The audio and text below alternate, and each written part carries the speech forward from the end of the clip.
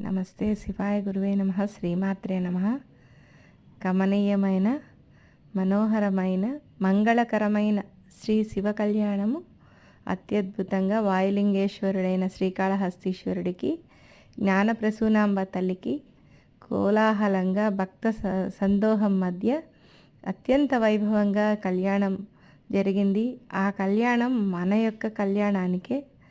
ఎందుకంటే మనందరూ బాగుండాలంటే అమ్మవారి స్వామివారి కృపకు పాత్రులయ్యి మనమందరూ బాగుపడాలనే జీవితంలో ఈ కళ్యాణం చూసిన వాళ్ళందరికీ ఈ పుణ్యఫలం దక్కాలి. అందుకే కన్యామణినే కన్నవారికి దక్కును ఈ పుణ్యం, అల్లుడి కాళ్ళు కడిగి అందుకే చేస్తారు కన్యాదానం అంటూ హిమవంతుడు అమ్మవారి యొక్క ప్రవర చెప్తూ స్వామివారి కాళ్ళు కడిగి కన్యాదానం చేసి శశాస్త్రీయంగా మనోహరంగా కళ్యాణం అనేది జరిగింది. కళ్యాణం తర్వాత మేము జయరామ్ రెసిడెన్సీ తరపున మా కుటుంబ సభ్యులందరి సహకారం, మా ఊర్లో మా శ్రేయోభిలాషులు, మా స్నేహితులు, మా సిబ్బంది అందరూ కూడా సహాయ సహకారాలతో ఇలా అన్నప్రసాద వితరణ వివాహ విందు ఏర్పాటు చేశాము.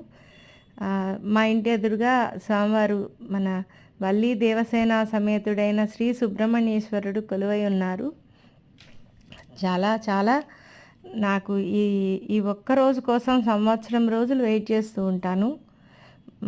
నిత్యానందకరి, వరాభయకరి, సౌందర్య రత్నాకరి అంటూ అన్నపూర్ణాదేవిని అన్న మహాలక్ష్మిని తలుచుకుంటూ అన్నప్రసాద వితరణ కూడా చేయడం జరిగింది.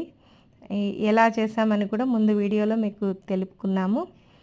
ఈ వీడియో చూసిన తర్వాత అయినా నెక్స్ట్ ఇయర్కి మీరందరూ రావాలని, మీరందరూ ఈ కమనీయ దృశ్యాలని కనులారా చూసి తరించాలని నేను కోరుకుంటే వీడియో చేయడం జరుగుతుంది. ఎంత భక్తి శ్రద్ధలతో చేస్తే స్వామివారు అంత అనుగ్రహం ఉంటుంది. నిజంగా ఈ మన ఇంటి ముందరే అలా స్వామివారు కళ్యాణమూర్తులు తలంబ్రాలు పోసుకున్నాక ఈ విధంగా మన వివాహ విందు చేసుకోవడం మా పూర్వజన్మ అదృష్టం. మా పెద్దవాళ్ళందరూ కూడా తరతరాలుగా శ్రీకాళహస్తీశ్వరుణ్ణి సేవించుకున్నారు. పండితులుగా ఉండి, ఆస్థాన పండితులుగా ఉండి మాకు ఈ భాగ్యం కలిగినందుకు మేము 3 తరాలుగా మేము ప్రయత్నం చేస్తే ఇక్కడ ఈ జయరామ్ రెసిడెన్సీ ఏర్పాటు చేసుకోగలిగినాం. మా వారికి నానమ్మ గారైన జ్ఞానమ్మ, మా అత్తగారైన జయలక్ష్మి గారు, నా యొక్క కోరిక కూడా ఇదే. ఇది ఈ 3వ తరంలో వారి యొక్క అనుగ్రహంతో జరిగింది. ధన్యవాదాలు.